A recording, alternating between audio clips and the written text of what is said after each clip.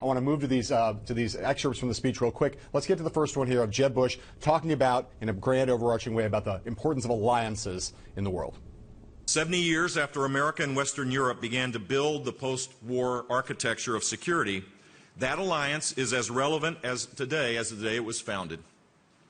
Who will say otherwise as we watch the fate of Ukraine slowly unfold in tragedy? And who wishes that we had less military strength and credibility at a time when Iran stands on the threshold of becoming a nuclear-armed state, and when it continues to support terrorism and foment instability in the Middle East? Who else but us will build the global effort to meet the threat of a terrorist army that now holds large parts of Iraq and Syria?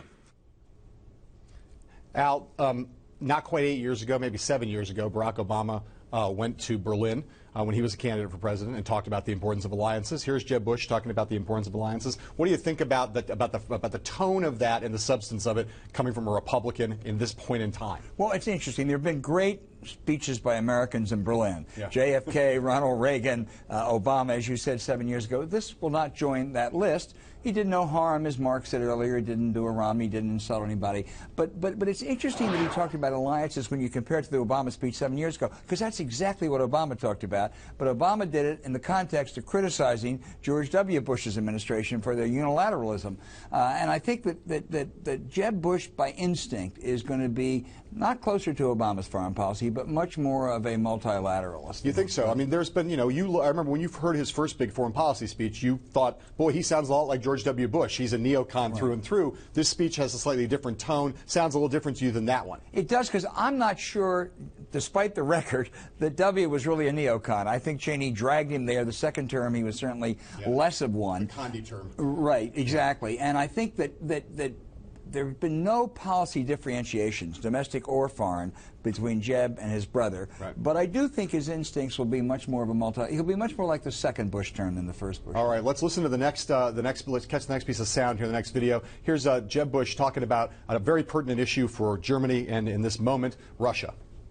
There should be a clear understanding of first of all, our support for the Russian people, that we need to make it clear that while Mr. Putin is a ruthless pragmatist, he will push until someone pushes back, that we should never do it in a way that pushes Russia away for a generation of time.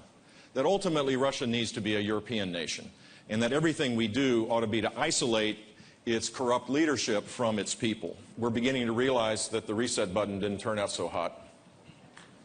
Okay, so there's a little sting in the tail there, a little shot at Hillary Clinton with the reset button, but by and large, that's a pretty nuanced statement. That is not the most kind of bellicose rhetoric towards Putin that you hear among Republican presidential hopefuls. It sure is, John, and who can argue with the reset button being off the track? Yeah. I mean, that's absolutely right. It was much more measured. It was really, I think, probably more realistic. We need Russia for a lot of things. We need them for Iran. We need them for Iraq. We need them for Syria and climate and other things. And it was really a lot less saber-rattling than I think some of the Republican right would like to hear. Do you think that kind of thing will come back? I mean, I know it's not obviously a gotcha thing, but do you think that among his Republican rivals and potentially Republican voters, that they will look at him and hear that and say, boy, he's kind of a softie?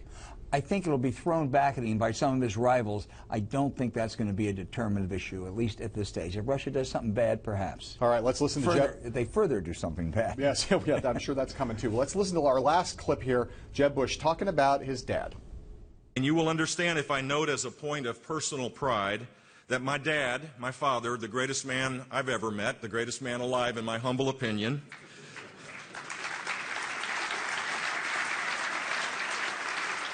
when he was president, worked very closely with Chancellor Kohl as East and West came together. That unification, as you all know, was not inevitable. Many doubted. Many of the leaders of Europe doubted. Many people even in this country doubted, in the United States as well, doubted whether it should be attempted. But Chancellor Kohl was adamant, and my father was deeply supportive. The work was done today, and because of that, Germany is whole and Germany is free.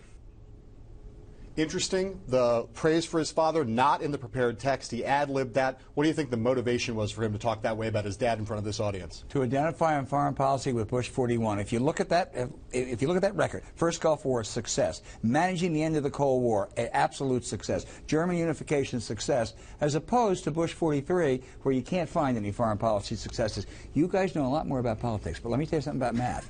If you could get from 41 to 45 without going through 43, Jeb would be in better shape.